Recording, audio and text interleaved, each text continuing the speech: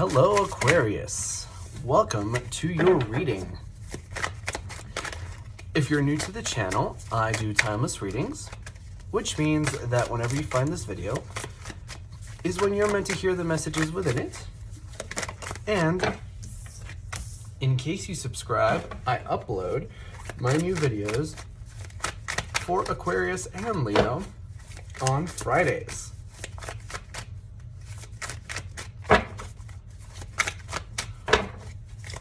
And for those of you interested in the deck that I'm using, it's called the Tattoo Tarot. And as always, if you guys are interested in a personal reading, my information is in the description box below. I'm going to go ahead and take these two cards. But just as a final reminder, sometimes the cards like to flip in the deck. I do see them, however, I only take cards that jump out like these ones have.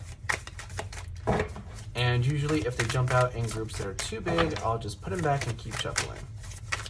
But my end goal here is to get you guys roughly 8 or 9 cards.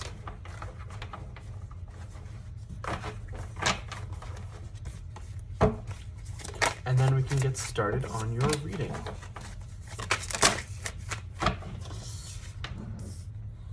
So I'm just going to work towards pulling 3 more cards for you guys, or sorry, 2 more cards, and then we can get started.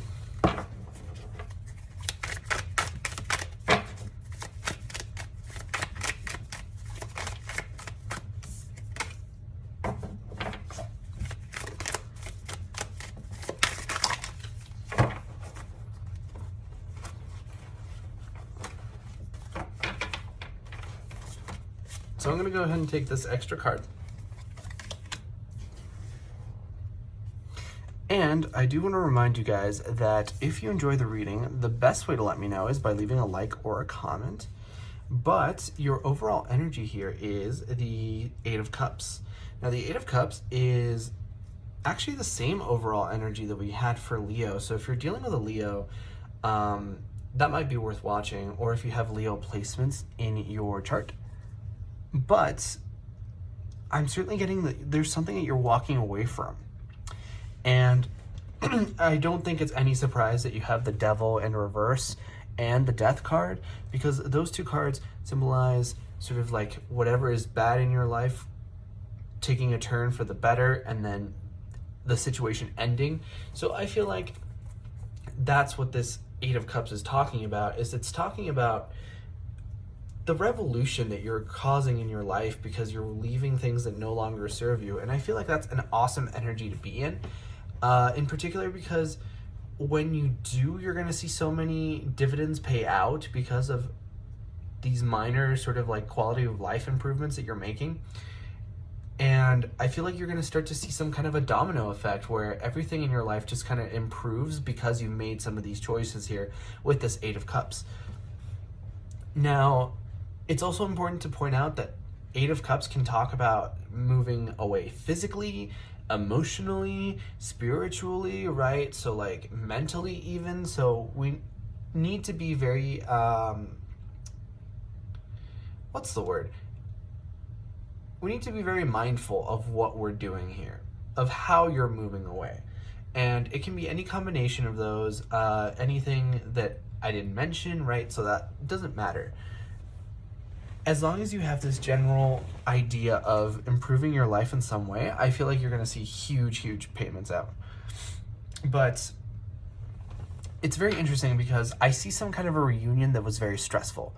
With the 3 of Cups here, 3 of Cups talks about reunions and even celebrations. So I feel like there was something here where you were expecting, I'm almost getting like the imagery of when you have surprise guests and you have 15 minutes to clean up your house right before they get to your house, and you know everything's a disaster and you're scrambling and picking up this, cooking that, right? I feel like this is the kind of stress that you had over a situation, because the 3 of Cups talks about reunions and then the 9 of Cups talks about stress. And so much stress, actually, that you're not really able to sleep at night or even rest. So I feel like whatever this issue has been, it's very heavily on your mind, and I feel like still so.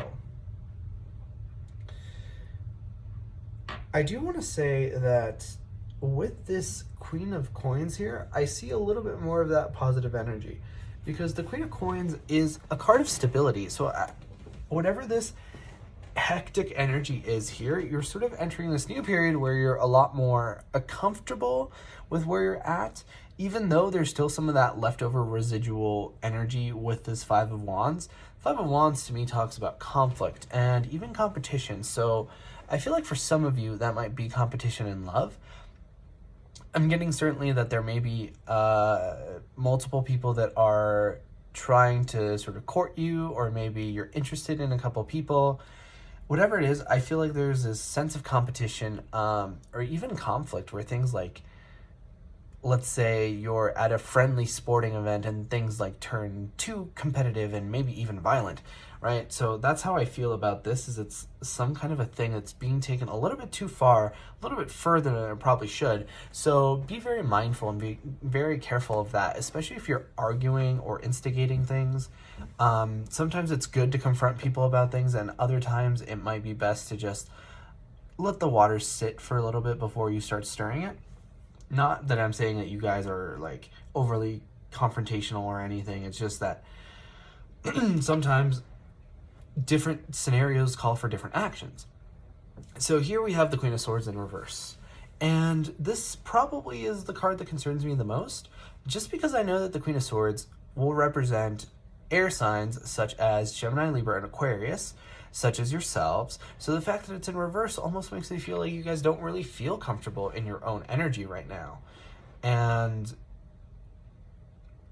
I feel like more than that, it's the deliberation of waiting to pull the sword for the final strike. So the swords are very sharp, right? What do sharp swords do? They cut. And I feel like for a lot of you guys, you're cutting out someone. In particular here with this Devil card, because I feel like this person is a terrible sort of factor in your life. I feel like they're more of a burden, but in a like purposefully being a burden to you kind of a way. And I feel like you're a little bit remorseful, regretful, but more than that, hesitant to pull the trigger on this. Even though you have the Seven of Cups energy. Seven of Cups energy is very positive. Seven of Cups energy is sort of sitting around daydreaming, and I feel like that's sort of representative of you really sitting down and trying to figure out what the best solution to your issues are. And I feel like you're being very creative. Nobody can say that you're not putting enough effort into this situation, because I feel like you've really sat down and you've tried to reinvent the wheel as many times as you possibly could, but it looks like this here with this cutting out is becoming your only option. And obviously, like, don't let me tell you to do something if you don't feel comfortable, and if you think that there's another solution, by all means explore that. Use your intuition on this decision, because I do see that it's very important, because it involves so much of this devil energy. But whatever it is, at the end of the day, once you make your decision, once you take whatever course of action you think is most important, or rather what is most appropriate, you're going to see this Devil card energy sort of reverse. Now, it's very interesting to me to look at what sort of energy is depicted from the Devil card, from tarot deck to tarot deck, right? Because the Devil energy encompasses so many different facets, such as vices, hypersexualization, addictions, entrapment, being sinister. Like, that's all different things that are sort of touched on by the Devil card, and this particular one really feels like feeling trapped. And I feel like whatever this situation is here, it's going to make you feel free. It's going to be very liberating once you finally put the final nail in the coffin. And I know that I'm using sort of death imagery here, but that's because we have the Death card. And I don't think for a moment that it's going to be that someone dies, because I don't think it is. It's just the fact that you are putting a situation to rest. And once you do, you're going to feel so much more liberated, so much more light, because you don't have to stress out about this anymore. And I feel like a lot of you guys have been really keeping things to yourself here with this Four of Pentacles card, because the Four of Pentacles talks about being selfish with your resources, but I don't think it's that you're like not sharing money or anything.